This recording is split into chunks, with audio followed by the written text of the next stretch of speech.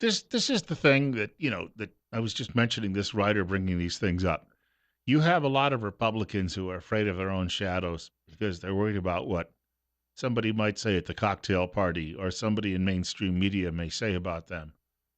Oh no, no, no, I'm not a bigot. I don't hate people. And yet they'll tell you behind the scenes, gee, this whole Syrian refugee thing really bothers me. Well then, how about you grow a set of cojones and actually speak it publicly, because you want to represent the people. Why don't you come right out and tell them what you believe instead of cowering in the corner? So I get it from Republicans just as much as I hear it from Democrats, and a lot of them, as I said the other day, they come on my show because I provide access. I confer access to the public for them when they come in here and sit at a microphone. But tomorrow, if I left and I was selling shoes, they wouldn't know me. I've had this experience already. A lot of people are your best friend as long as you can give them airtime, but they're afraid of what you say on the air. Even though a lot of people out here listening to it say, you know what, that's dang straight. 47 right now. Bill Colley with you on Top Story on News Radio 1310, KLIX, and newsradio1310.com. At 9:45, if you're having difficulty hearing what we're saying, you need to get your hearing fixed, because this is appointment radio. You need to get in touch with Dr. Christine Pickup, the doctor of audiology at Mount Harrison Audiology in Rupert. And she'd like you to open your world to new sounds and experiences. A new hearing device is available, and this works with the brain to help those with hearing loss more naturally than any previous aid on the market. She's offering a free 2-week trial with these new devices. Call today and schedule your personal fitting appointment. Open your world to better hearing. Call Mount Harrison Audiology at 312-0957. That's 312-0957. Let me explain what I'm talking about here. When you hear these people say, well, our diversity makes us stronger, I've brought this up before. Where's your evidence? How do you know? Well, free trade makes us stronger. Yeah, but if it's not really free trade, if it's favoring one side versus another, which it usually does, and it's not us. Well, immigration makes us stronger because it's diversity. How does that make us stronger? When 94 million Americans are out of the workforce, adult Americans are out of the workforce. They offer you all these things, but no one's ever offering any real evidence of how that works. It's a little bit like when the psychologists and the doctors of this country decided to say that homosexuality was normal. As recently as the early 1970s, they called it mental illness. Well, what changed? Well, I work with a lot of people like that, and they're really very nice, and I don't want to hurt their feelings. That's what changed. Same thing. I've got friends of that persuasion too. And fine. I'm libertarian enough to say let everyone lead their own lifestyle. If it's a sin, well, I commit plenty of sins in my own life, and I'll let the good Lord sort all of that out. But how did suddenly the classification change? It changed because pressure, number one, that particular how do you call it, identity group, and Americans, of course, are increasingly being divided into different groups by the politicians, divide and conquer, or they can better manage us that way. And so instead, we don't think of ourselves as just an American any longer. You're either a Hispanic American, or Italian American, or you're gay American, or you're. This is how they've divided everybody up. But how do we get these changes other than the fact that a lot of people marched in the street and made a lot of noise about it? When we hear about these people saying, well, we have to allow these people who think these men who think they are women, use the ladies' room and the ladies' locker room and vice versa, because that's the way they are. Where's the evidence? I know for years, when I first started hosting talk radio on a full-time basis, I used to have a preacher who'd come in. He ran a local evangelical church, and he was a great guest on the program. I used to have him in about once a month on the air. And he actually got arrested one time because his crime was he stood on a street corner as a gay pride parade went by, and he read his Bible aloud. This is America. And he's standing on a street corner, public street, and he's reading a Bible aloud, and the police came along and dragged him away. As you might offend those people marching in nothing but G-strings out there. Ugh. But he came on the air with me, and he said, all right, let's just say that there's a gene that causes this. He said to me, I'm an evangelical, and I don't believe in evolution. But if there was evolution, if it did take place, maybe "were" is the correct piece of grammar there. But if we did have evolution, evolution would have screened that out, right? By the definition of what evolution does. Then we decoded the human genome through the use of supercomputers. Then there were, 42,000 some odd genes that they were able to go through, all of these different numbers, big number. And they discovered there is no such gene in the first place. So that argument that I was born that way because I got the gene, was done. It was gone. So they flipped the page. They got this big book and they just said, well, that didn't work. Let's flip the page to the next page. Oh, it's because of a chemical imbalance or a chemical change in mom's womb. Okay. And so now your friends in mainstream media and in the Democrat Party and even a lot of Republicans who've been cowed and don't want to be called bigots, they say, yeah, it's a chemical change. Where's your evidence? Well, I haven't found any. Well, then how do you know that? No, I'm open-minded enough to say it could be. So therefore, I don't go around bashing these people because of that.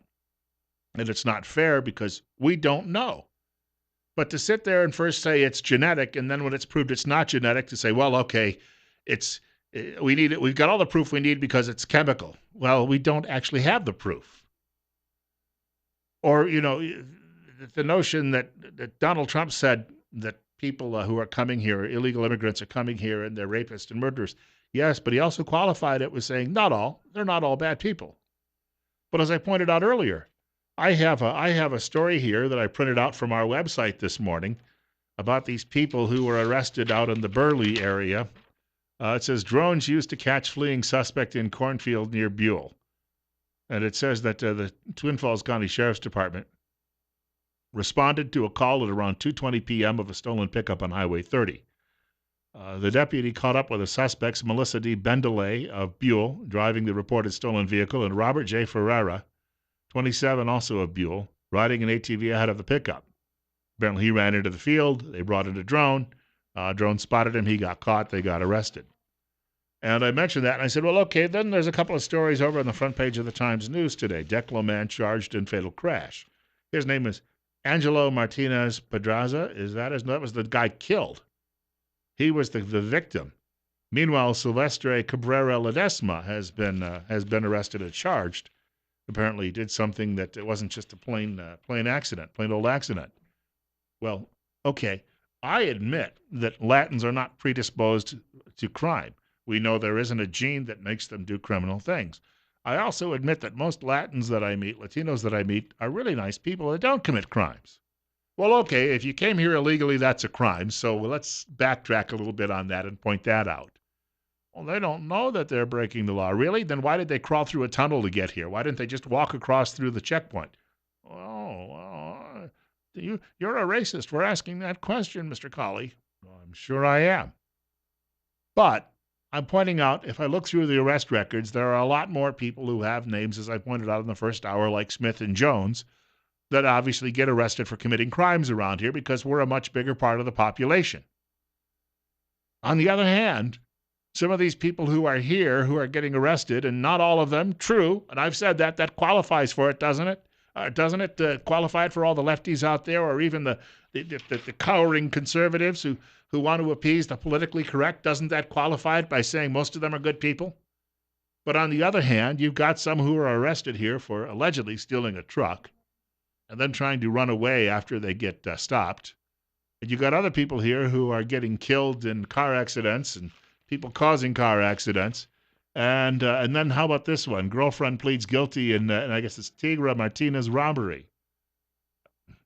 And again, you say to yourself, all right, there's a lot of these stories that are going on, and no one is predisposed toward crime. Nobody's genetically born that way. We don't have a crime gene. We all understand that, and we can all say, yes, not everybody is a bad person, and there are bad people everywhere. But, and media rarely gets into this, are these people here legally or illegally? And if you ask the question, you're called a bigot for asking the question. Well, how can we ever figure out, if we ever try to send these people back, who is and who isn't? Because we're not even allowed to ask the question.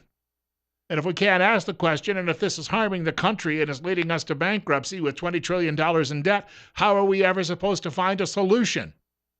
There may not be a solution. It may be inevitable, but how are we supposed to get there if you can't ask the question? And if you're worried about the safety of your little girl in the bathroom because, men might be coming in there and those men claim to be women, and you're not allowed to ask about the safety of your little girl because you might hurt Bruce Lynn Jenner's feelings, are you supposed to sacrifice your child for that reason, just in case that person might be a pervert instead?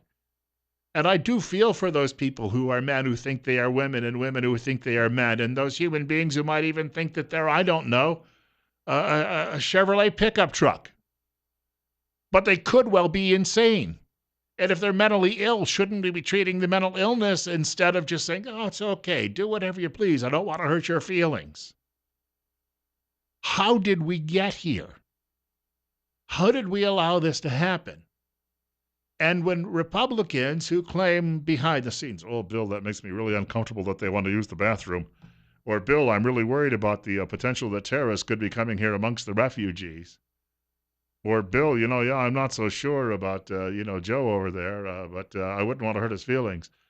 Or Bill, I understand that they could be here illegally, but gosh, they work for nothing. I only paid them $3. They did the whole yard in the pool. How are we to turn things around if that's the attitude of all of the elites in this country, plus all of the liberals, and a good many rank-and-file Republicans as well? A few weeks ago, I was on this program, and I was mocking some liberals because I said their mindset is so far in the past, way back in the 1960s, that they would still be calling people Negroes. It was meant to sort of mock their attitude, saying it hasn't changed much. But I brought up the movie Animal House, where that's how, the blacks in the movie are called that because that's what people in polite society did. And immediately a Republican of all people called me up and said, I don't think it's very nice that you use that word on the air. Why? Malcolm X called himself a Negro. He didn't call himself black. Martin Luther King called himself a Negro. He didn't call himself black. One of my grandmothers, she called them that. That was what people in polite society did at the time. And I was trying to bring out the fact, though, that the mindset of many liberals is so far back in the past, I wasn't surprised if they went ahead and still called them that. But because you use that word. Yeah, but the word was never a pejorative. You know what a pejorative is? That means it was never meant to be mean or nasty or anything like that. It was just common usage at the time. And then we were told, well, you can't call them that anymore. You got to say black. And then all of a sudden, oh, black doesn't work. You got to call them African American. Whoa, wait a minute, African American doesn't work. No, they're people of color. What'll they be next week? How am I expected to be keeping up with all of this? I mean, this is just madness. It's just, how about we just call them Americans? Then we don't have to hyphenate them or call them by a special designation whatsoever. Just call them Americans. Well, they don't want to be called Americans. They don't even want to stand up for the national anthem, for crying out loud. They don't believe it. And you've got Louis Farrakhan and some of these others running around the country saying, well, we want our own country. Well, all right, then get the hell out.